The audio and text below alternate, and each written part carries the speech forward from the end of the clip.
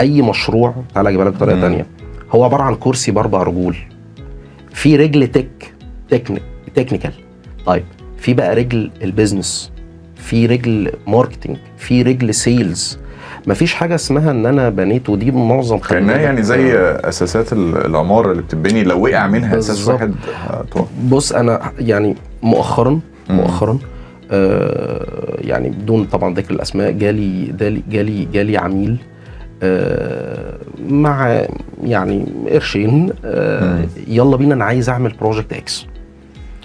طبعا هو بالنسبه لي فلوس داخله، ما يلا نمضي طب تعالى نقعد كده، نقعد قعده ميتنج كده حلوه، نقعد على الوايت بورد كده وطلع لي احلامك. وجبنا يعني الشباب عندي والراجل اللي بيكتب السيستم اناليسيس، وبنكتب بناخد البيزنس نيدز وبينج بونج بقى رايح جاي بنفهم بتاع. خلصنا، فهمنا فكرته جميله وكل حاجه. قلت له انت مين؟ يعني ايه انت مين؟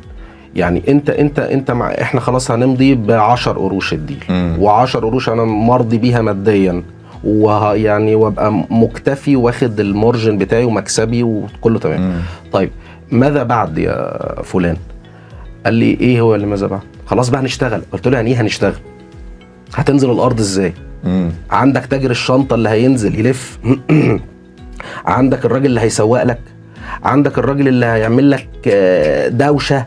هو تقريبا كان متخيل الموضوع مصباح سحري، انا عايز كده فهيتحقق. لا، ما يعرفش الستابس دي. مع احترامي ليه والكل اللي هو ممكن صغر سنه، خلي بالك، لانه 28 29 سنه ما عندوش لسه خبره كافيه. بالظبط. هو مقتنع ان انا عملت احسن فكره في الدنيا. خلاص انت فعلا ممكن يكون معاك احسن فكره في الكون بالمناسبه. انت عندك في ربنا مديلك فكره ما اتولدتش من ساعه ما ربنا خلق الارض.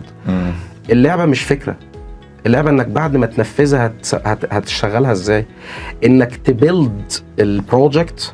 اقسم بالله ده لا يتعدى 30%. يعني فكره تشغيل المشروع او الفكره نفسها اصعب من ايجاد الفكره.